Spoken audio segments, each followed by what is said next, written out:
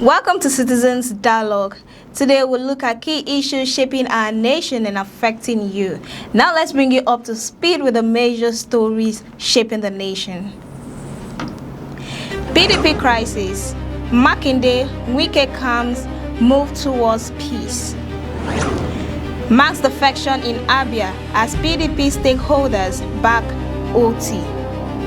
Tensions rise in South Africa. Protest targets foreigners. I am Kasitoni. We'll be right back after this break. There are fresh signs of reconciliation within the party as camps loyal to Wike and Turaki faction move towards peace. Joining us to unpack these headlines is King Sojalo. Good to have you join us. Thank you for having me again, Cassie. It's my pleasure being here, and it's also my pleasure with the viewers. Thanks for being with us. All right, looking at the two factions coming together for reconciliation, and then Wike constantly using that word that PDP has just one party. So which of the one party is he referring to? Is it his own faction or that of Turaki? And then he insists that the convention that is to be held on the 29th and 30th of March must hold. So is this a genuine unity or just political convenience? You see Wike's statement is in regards of one party. We know that PDP is supposed to be a one-party system, despite the internal crisis that led to the so-called two factions. Now, we know that PDP is just a PDP forum. We don't have anything like PDP A, or do we have anything like PDP B? It's just a PDP. So, him stated that first has really come to his senses that indeed PDP is just one party system. So, internal crisis, dispute, lingering the chaos, rebelling parties like that, it's due to individual differences and lack of cooperation. The Turaki led the movement in the party, stated that, he was in an interview recently saying that, if there are times where fight comes up, and there are also times where, there is need for reconciliation and thereabout, that there are still some forces in the same party who are working against reconciliation. So who are the forces now? That is the question, which we all know. Nigerians know that this individual is not hiding himself.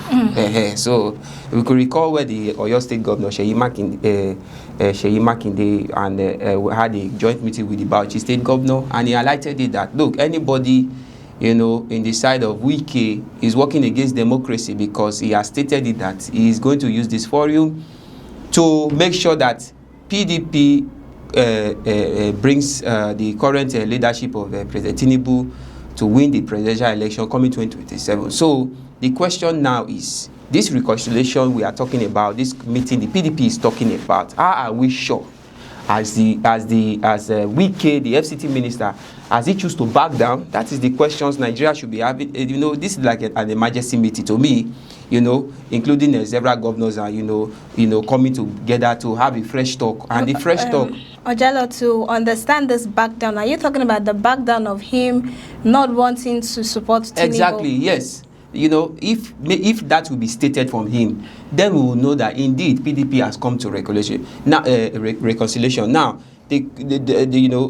like I said, it is an emergency meeting to me. It's a meeting whereby I think they just want to see their faces again. To say, okay, how far in the other side, how far? Because to me, except Wike has formally announced that, look, I am not in the side of the so-called APC movement again, and I am not in support of the renewed hope agenda that he has carried up as a task force, because to him, he was the one who mandated that so-called new renewed hope agenda. Even the APC movement didn't even mandated it. He was the one who said, okay, our president, I will do this for you.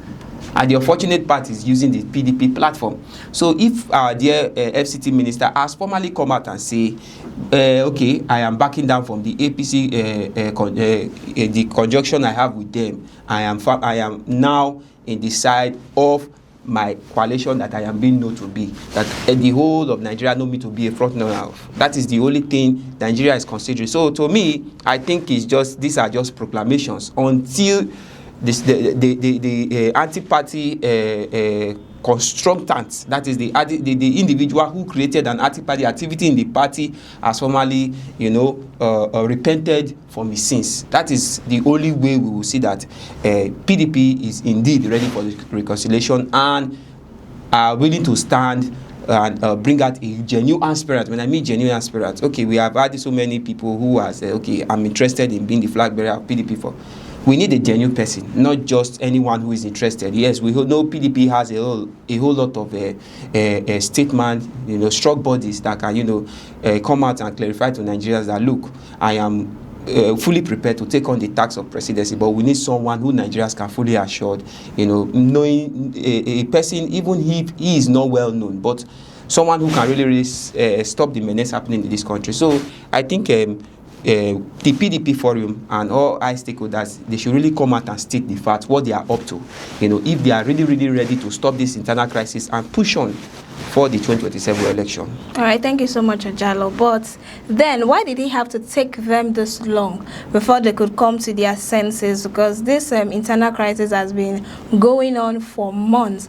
And then you made mention that there are some people who are actually interested in this becoming the flag bearer. But it's not yet stated, they've not made it known to the public that, okay, we have so and so person. The convention is just to actually nominate a NWC, that's a National Working Committee, and then and other things. They've not stated it's not for the primaries to elect for primaries. The primaries I think is around May, 30th of May or thereabout, 23rd of May. Yeah, that's when the primaries is. So they've not really stated who is actually interested in the primaries. I think it's all bounds down to Wiki as well, because he has given one condition that, look, reconciliation or none, that the National Convention again must be held on the 29th and 30th of March. So I think the Wiki's group, and also the whole of PDP forum agreeing to this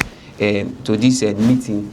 I think this is why this so-called, they are pushing for the reconciliation. Yes, they are pushing for the reconciliation. It's an agreement of to withdraw litigations. That is is a kind of ceasefire. So since the so-called convention, which will be held 20th or 29th of March, is setting, and they've all concurred to it.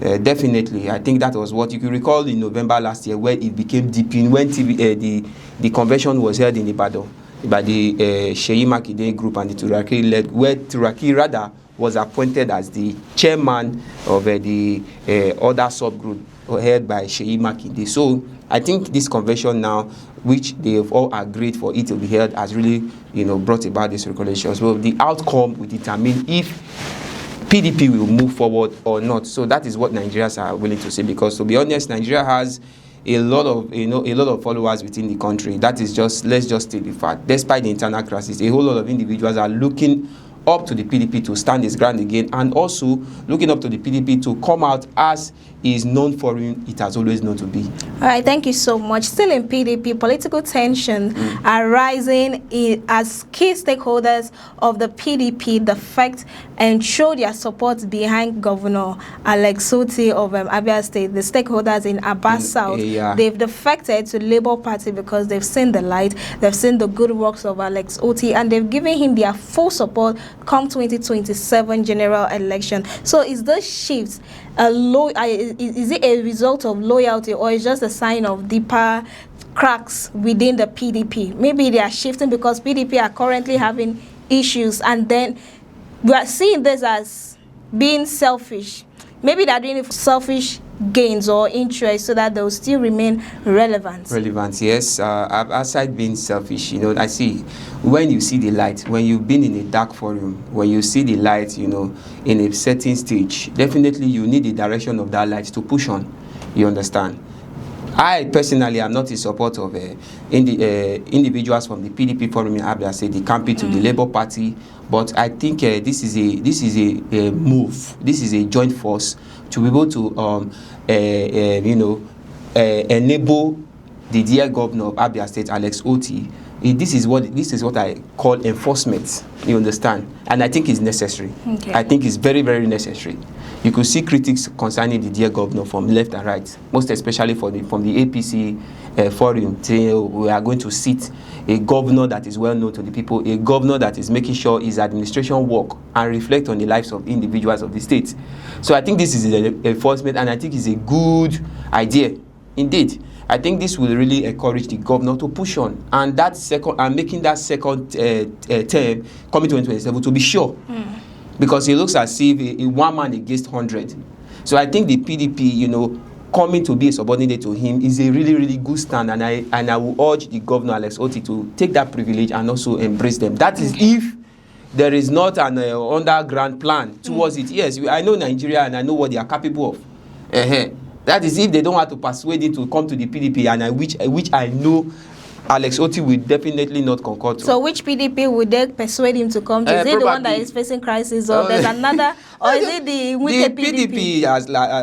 PDP at large has been in crisis until recently. They are calling for reconciliation. So depends on where. Even the reconciliation, we're not even certain if it's exactly going to happen. But I believe strongly that in these individuals who has they choose to be a subordinate to Alex Otti, is a really joint force. Is a means of increasing your strength to come against those in that state who are against his administration. You understand? So I think it will give him more confidence, and also it will make him, yes, the usual prominent governor the people of Abia want. Because I don't see any reason why, when an individual is making sure things are put in place, he will be highly antagonized and criticized by other coalition who are not setting of themselves.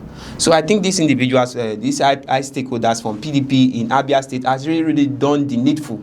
And I like I said earlier on, I'm not in support of them decamping from their coalition, from the PDP group. They would have been example. We've also heard allegedly that Alex Otti, despite being in the Labour Party, he is also weighing his support for our dear president, for the President Tinubu. You understand? Recall when I was accusing Governor of Anambra State, Soludo, saying he is still mandating Tinubu for a second term. He wants to make sure that he is in full support. But the way I had full grievances with him is concerning the aspect of using Abga forum to back APC, which Wike is trying to do. You understand? So that is the issue. But that's not actually a bad thing. Using your own political party to back another person from a different party is not just bad. As Sheyi Makinde said in Bauchi State. He said there is no, indeed you are right, there is nothing wrong in supporting, being in another party and supporting, but don't use that platform. That is where the problem lies. Go and check in the Constitution. There is nowhere in the Constitution that another platform should be supporting. If it was in the Constitution and Senate has approved that, then I don't think it is. And I'm not sure. It's in the Constitution where you can use your platform as a political party. Can use your platform to support another platform, another political platform. And I tell you, Cassie, is against the law, because in a situation where that party, let's say for instance, PDP and APC. PDP do not want to bring. They don't want to bring a flag bearer. They can give their support as a party to another party, which is wrong. Okay, let me ask you: what about if, at the long run, an individual tends to use that platform to run, to be a flag bearer, to run for that same position that an entire party is supporting? How does it come about? No, let's for a party, is the party itself that would decide. Okay, we do not want that is what a I'm flag saying. bearer.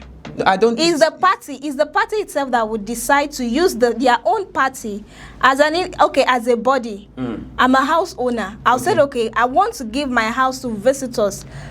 It's me. I have the house. We as the house member, we've decided that, okay, we don't want anybody to stay in this house. We're giving this house to a different person. We as a body, we have decided on that. It's not an individual that would take that decision. It's the house as a whole that takes that decision. And when they have decided on that, there's no point another person coming out to say, okay, I'm interested in the position, because the house have already decided that this is what they want to do. Yes, but let me ask you, in the aspect of ABGA, have they been a joint force using the entire party to support President president. That's where Soludo That is what wrong. I'm saying. In the aspect of PDP, that is what I'm saying. You understand? So just like our Jeshi Makinde stating it, that if you want to support an individual, go to that party.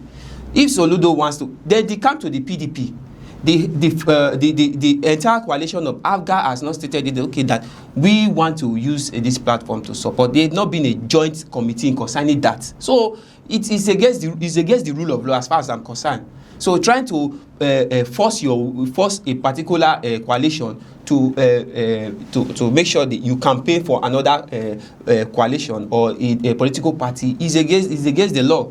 So in the aspect of Alex Otti, my final thought on this, I think is a remote, and I give kudos to PDP, to the PDP high stakeholders who have choose to support him, because it looks as if the pressure has been on him in that regard. So and I believe even without their help, he can still find his way, because I know of individuals, I know of subgroups in Abia State who have come out in one or two ways to donate, to nominate, and to ensure that a Labour Party, Alex Otti using the Labour Party platform, regain his administration proceedings in the state of Abia. So I think there's no cause for fear, but I really give kudos to the PDP stakeholders who has come to join force with Alex Otti. All right, thank you so much, Ojalo. Very quickly before we leave this particular discussion to the next one, what does this mean to democracy? Saying that elected politicians or elected leaders whom they've been elected to a particular party now leaves their party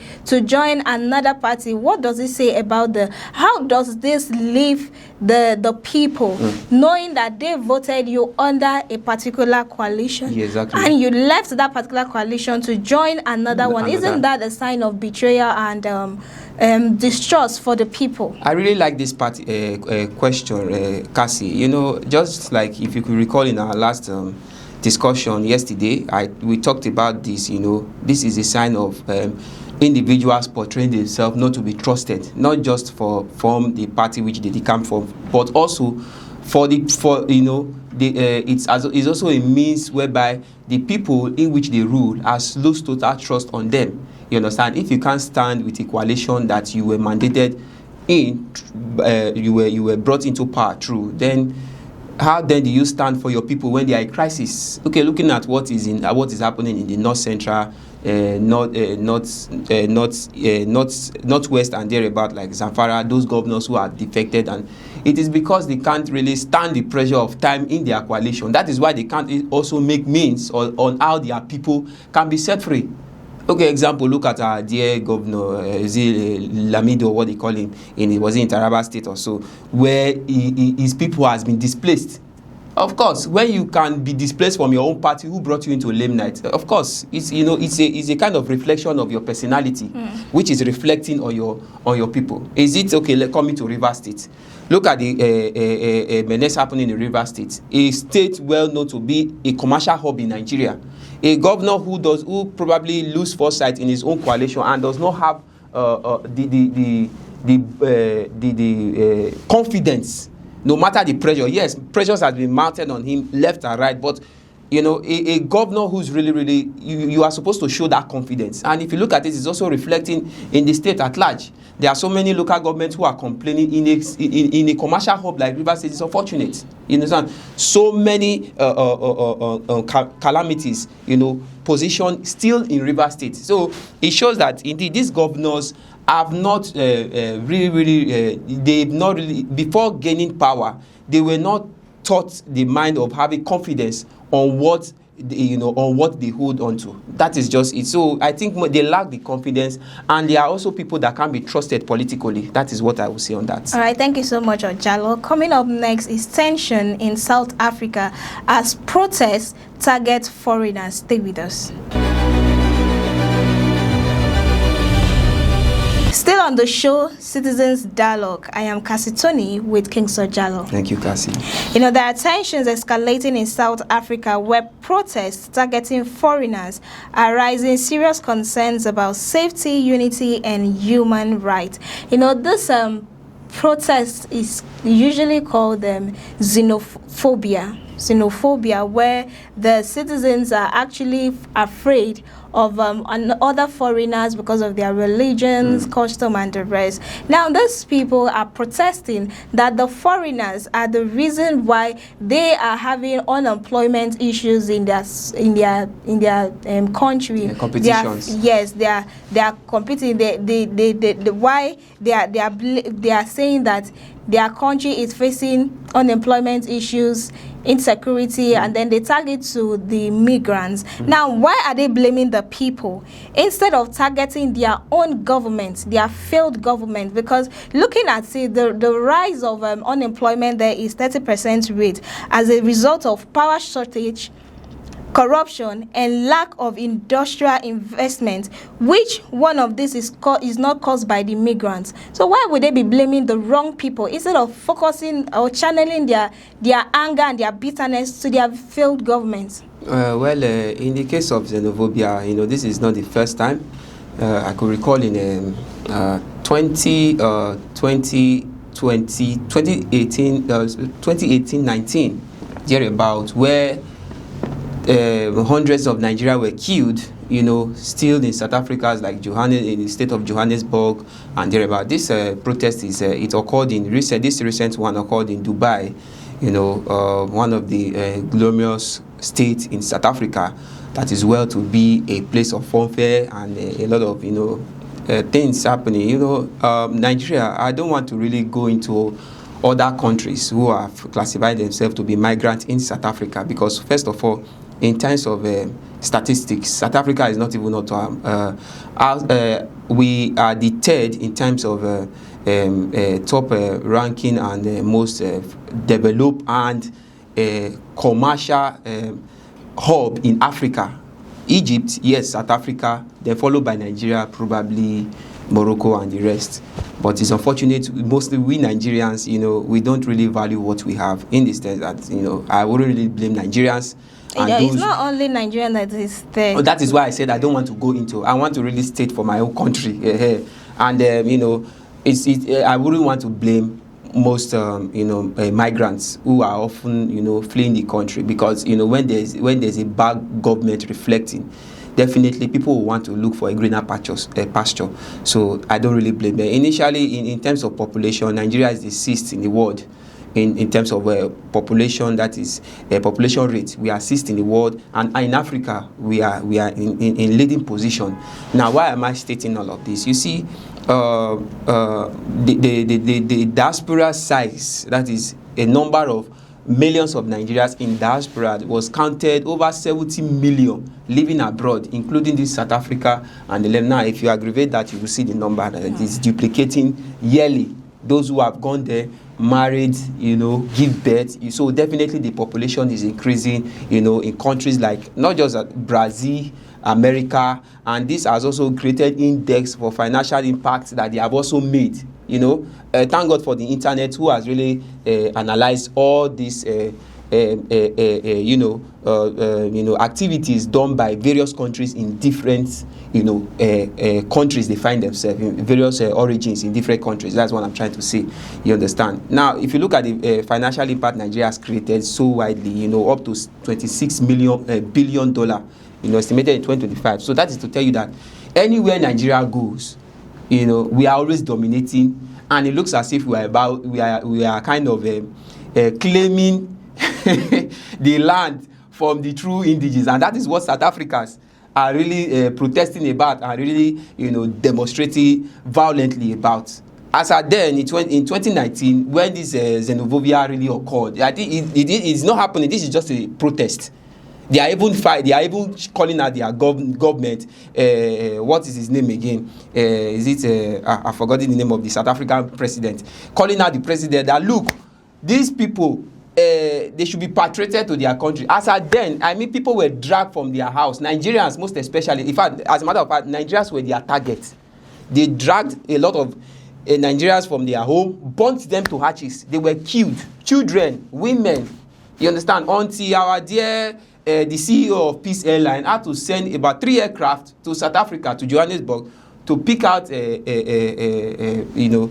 Nigerians who were running for their life. That was when it even stopped. Now, you see, Nigerians, we don't relent. Like I said earlier, we don't value what we have. Not because we don't want to, but because our bad leaders has made this occurred. You understand? So definitely, everyone wants a life that will please their well-being, that they will get this satisfaction. So I don't blame these individuals. Now, in the case of South Africa, you understand, South Africa is a country known to be a criminal, where the rate of criminality is more increased than any other country in Africa, even more than Nigeria. But we Nigerians have failed to realize it. Recently, there have been video clips of how Nigerians, not just Nigeria, strangers have been killed in their country in one way or the other. Recently, there was a Ghanaian he operates a barbing salon, and he was shot in his shop. Was it a Nigeria that was also killed? Who is even a Uber driver there? He was beheaded by a girl and a boyfriend. Because why? These people are trying to look. We want our country to be safe from anyone who might come and have another different agenda, because what they are seeing now, they don't believe in, these people are coming to make great impact. They are thinking, because if you look at the rate of the war and whatever happened, terrorism happening all over the world. So definitely it has also brought fear into their mind that, look, these terrorists, they also included Palestinians. And Palestinians are from the Middle East, and these are people classified to also engage in terrorism acts. So definitely they are seeing a situation whereby at the long run of these migrants occupying our countries, that at the long run, you are coming into a country to dominate, and you bring out a negative impact. That is where the problem lies. You understand? Let's take the fact. Let me play the devil advocate here. See, most Nigerians go there for different kind of activities. Let's not be siding our country. Now, I'll state the fact. I could recall recently there was in Nigeria by the name Chukwueze. Yes, who was apprehended by the South African military force. Why was he apprehended? Drugs. He was found with cocaine. Should I start counting? There's no place. That is what we are saying. There's nobody without a sin. Even in Nigeria, we still have some foreigners that are here. Of course, was it not a complex in Abuja that was apprehended by the EFCC, where Chinese dominated that were into fraud is everywhere. But what I'm trying to say is that this is one of the major causes of the process. And you talked about they are trying to dominate their activities like job and thereabout. See, South Africa for a long time most of the citizens of South Africa are lazy. You understand? They believe in their cultural display. They believe in their culture. If you watch most of their channels, you see that they love more of engaging in their culture rather than participating in engaging in economical growth, like contributing to the growth of economy in technology and thereabout. You understand? In terms of technology, they don't match that to Nigeria, and this is another where the problem comes in. For Nigerians who are well to be known all over Africa, to be one Africa strong powerhouse, going to a country that don't even. I'm not saying that there are South Africans who are non-leaded, who are not contributing positive, but the rate at which the ones who are contributing, to the growth of the economy is not as that of, you understand, in a lower rate. So Nigeria is going there to dominate. It's like you've stated it, that they are taking over their activities, and definitely, let's be honest. If you come to my house, let's state the fact. If you come to my house and you're useful, and wait. If you come to my house and I see you taking over my property, and I will definitely protest. Because you did not handle it well. Imagine taking over my wife. Yes, you didn't handle it well. No. See, let's be honest. If you're not useful, you're not resourceful, I will go for the next available person that is useful, that is giving me what I want. But see, that is where the problem lies, and that is what most diasporas are failing to understand. They should tackle it from the within and leave the foreigners out of it. Look, no, see, you wouldn't blame them. They are looking for more dominance of their own people than their diaspora. It's normal. Okay, go to China, you will see the dominance of China in their own country. As a matter of fact, you hardly see Africans. I'm not saying even in Nigeria, it is most of the Easterners who dominate China. So it is normal. To me, I don't see their move or their protest activities as a taboo. You talked about they should focus on the protest is they are addressing it to their president. They are calling on the president. They are in terms of destroying shops and thereabout. If you watch that video very well, most of the shops are not even owned by Nigeria. You know, it has been their way of life. Whenever a little protest come about, it has been South Africa way of life by going to destroy shop, looting things, and you know that is in their own side. Now, I think in their whole aspect, Nigeria we should come to our understanding. We should come to a state whereby we should stop eyeing order. You understand?